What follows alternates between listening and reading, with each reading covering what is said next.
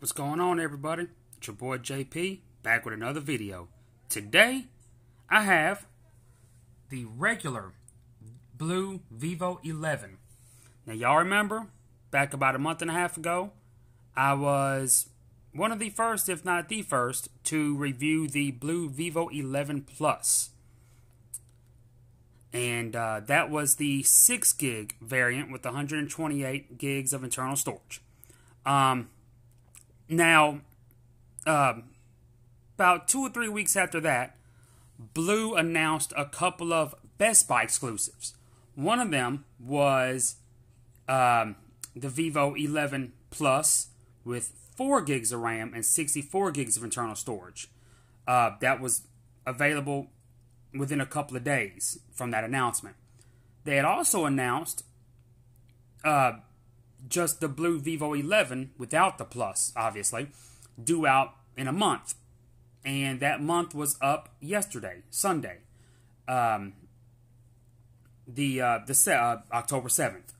And this is, the Vivo 11 Plus, has a full HD notched display. It's 6.2 inches.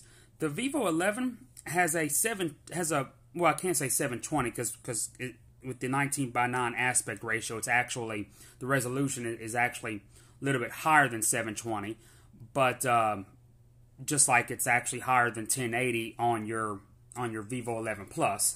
But on the Vivo 11, it's not quite full HD, but it is HD plus, if you will. It is still a 19:9 aspect ratio with the notch. I'll show you that here very shortly. It's not 6.2 inches. It's instead 5.9 inches. So really not a big difference there. The device is really made out of the same material.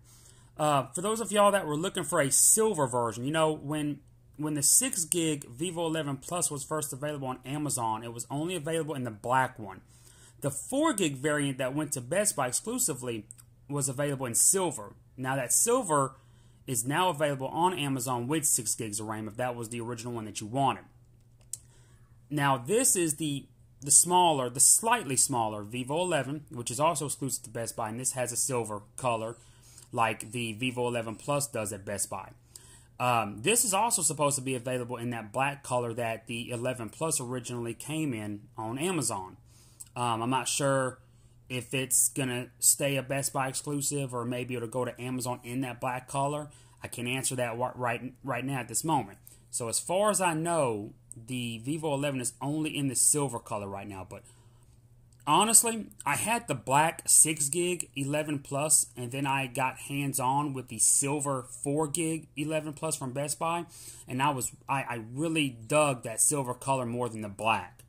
And I had hoped that that silver came to the 6 gig variant, which it later on did, like I just said, on Amazon. But this is the Vivo 11, and it looks the same. Really, my biggest gripe, and I'll get it out of the way right now, is that it uses micro USB instead of USB Type-C that the Vivo 11 Plus has. I was very happy to see that Blue went back to Type-C with the Vivo 11 Plus. So it's disappointing that the Vivo 11 has micro USB. But really, that's really my only gripe. God, that fingerprint sensor's fast. I just did that and man, that's just too quick. But this is the screen. Like I said, it's notched. I mean, it's same wallpapers as you saw on the bigger one, the Vivo 11 Plus. Many people will actually love this one just as much. Has a stainless steel sides. I mean, it is absolutely gorgeous, just like the 11 Plus. This one, though, even though it has micro USB instead of USB Type-C, which is a bit disappointing, a lot of people will be happy to know that this has the headphone jack, which the Plus model does not have, and it's not any thicker than the Plus. It's about the same thinness, however you want to say it, and I'm still just as much impressed with the build quality. Same wallpaper that's found on the Plus. I mean, they virtually the same apps, the data clone, those data clone apps that are often found on Huawei phones. I always get a big kick out of Flossie Carter's reviews about apps like that, where you can kind of hide things and go into a different you can use 2 different Facebook accounts using the app, and as he says, your scumbag tactics. That's what that's for. That data clone. That's for your sleazeball, your scumbag tactics there, if you will. Shout out to Flossie Carter. He also reviewed the Vivo 11 Plus, and he thought it was just absolutely fantastic. And you know, these really are. These are BLU's best phones since the. And I said this on my video for the 11 Plus. These are really BLU's best phones since the BLU Pure XL that came out back in 2015. That was my favorite BLU device until the Vivo 11 Plus came out. And you know, for the price, I'm equally as impressed with the Vivo 11. Equally as impressed. It doesn't have the actual 3D iris scanning hardware for true facial recognition. But it does still have the fingerprint sensor, which is just as quick. You know, again, for the price, what do you expect? It doesn't have Type-C, but it does have the headphone port, which I know many people will be excited about that. It doesn't have wireless charging. It could have. I mean, it's the same. It's literally the same material that the Vivo 11 Plus is made out of, the all-glass design front and back. So, I mean, they could have incorporated it. But again, it still costs money, no matter how much or how little it does cost to add it. You know, this is more of a price-conscious device right here. The you know, right now the 6 gig Vivo 11 Plus on Amazon goes for $329. The 4 gig variant goes for $299 at Best Buy. This one right now goes for $219.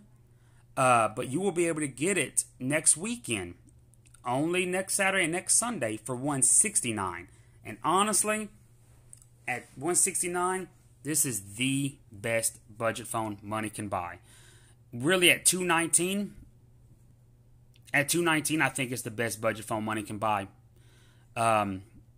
You know, the budget phone that I'm looking forward to coming out soon is the Honor 8X. But that's a big leap compared to the Honor 7X. So I'm not sure that the Honor 8X is going to come out at the $200 price point here in the US that the Honor 7X did. But again, I don't see it being more than $250 either, though. So I mean, it's still in its rightful category that the 7X and the 6X, etc., before them were in. So, but I do expect a little price hike on that. The Nokia 7.1 comes out at the end of the month for $350, and that to me is too high. That has the Snapdragon 636, which is great, but it's not phenomenal. It's not, you know, a lot of times I think it's too hyped. I think it's given too much credit. I would have been happier if the Nokia 7.1 had the Snapdragon 660 at $350. The thing is about the processors, let me show you a thing here. What made the Vivo 11 Plus so nice was that it had the Helio P60. And I have raved about the Helio P60. Remember what I said in my other video. Not all MediaTek chipsets are trash. Their actual named chipsets, the Helios, they're named separately from their other MTK processors for a reason, because they are the real deal. The Helios generally have the same GPUs that are even found in your Kirin processors from Huawei or HiSilicon. You know, and they can really go toe-to-toe with the Snapdragons. The Helio P60, as I said in my other video, is definitely better, you know, in my opinion. And there's material out there to back it up. The Helio P60, in my eyes, is slightly better than the Snapdragon 660. And it's just, they both have very similar architectures. You know, the big little architecture, the Cortex A73 and the Cortex A53s. But the the P60, in my opinion, just has a better graphics chip. It has the graphics chip that was found in the Kirin 970. It just didn't have as many cores, if I'm not mistaken, but pretty close, honestly. The gaming performance on the Vivo 11 Plus was fantastic, if you ask me. Now, so on this device right here, what are you losing besides the wireless charging and the actual hardware for facial recognition? Well, you are getting a slightly less powerful processor than what's found in the Vivo 11 Plus. You're not getting the Helio P60. You're actually getting the all-new Helio P22. Now, there's a lot to discuss about this chipset. The Snapdragon 660 and the 636, the reason why they're overrated, in my opinion, is because they're built on 14 nanometer processes. The Helio P60 is built on a 12 nanometer process. That's a big difference to me and to a lot of people. That's not just me saying that. The Helio P22, a lot of people are going to really get confused with this and the P23. I have the Alcatel 7 from Metro PCS that came out a couple months ago, and that has the Helio P23. The Helio P23, you know, it's not bad by any means. But the Helio P23 is built, I think, on a 16 nanometer process. It may be a 14, but it's no less than a 14. I know that for a fact, but I think it's a 16 nanometer process, like the Snapdragon 625 was, for example, and the Snapdragon 630, if I'm not mistaken. Don't hold me to these numbers though. I'm really trying to guess on the fly here, and I don't have any. I'm not really looking at any material right now. I'm recording this at the time. But what's really nice about the Helio P22, again, do not get it confused with the P23 or the P25. The P23 and P25 are not better than the P22. Do not let the higher numbers fool you. The Helio P22 is literally like a little brother to the P60. Kind of like what the Snapdragon 636 is to the 660. A lot of material would tell you that the 636 is actually based on the 660's board. The difference is just a slightly slower clock speed and a slightly different graphics chip. But they're built on the same board, not just the same 14 nanometer node, but the same board entirely. And that's really how the Helio P22 is. It is not built on a 14 or 16 nanometer process like the Helio P23 and P25. The P22 actually just came out. It's newer than the P60. It's actually the newest Helio chipset from MediaTek that's actually in retail devices. I'm not talking about ones that have been announced but aren't in devices yet. This is their newest chipset that's actually found in, you know, retail devices that you can purchase.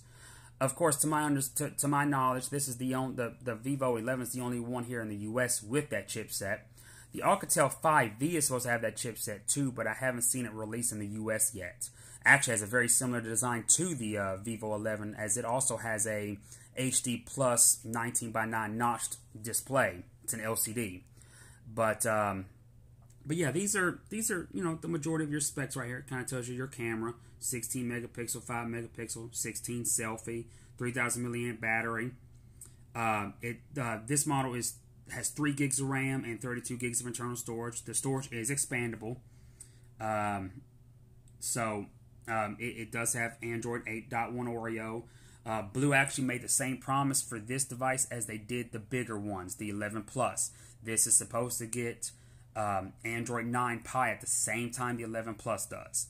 It's not going to be left behind.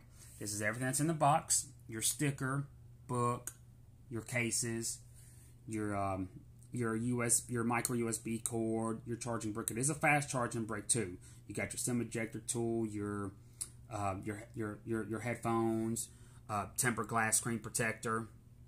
But again, the Helio P22, I wasn't quite done there. It's built on the same 12 nanometer process that the P60 is built on. It's also octa-core. It's just clocked at 2 gigs instead of the 2.4 to 2.6 gigs that the P60 is clocked at. Another nice thing to note about the Helio P22 is it actually has more AI features than the P60 has. If you look into a lot of BLU's material for this phone on their website, specifically this Vivo 11, you see a lot of times they talk about how the Helio P22 has AI acceleration technology. That's not something that you found in their material for the P60 on the 11 Plus. If you read up, they just say that the Helio P60, has AI technology. I forgot exactly what it said. It says something like Helio P60 with AI, I think is all it said, or AI technology, something like that.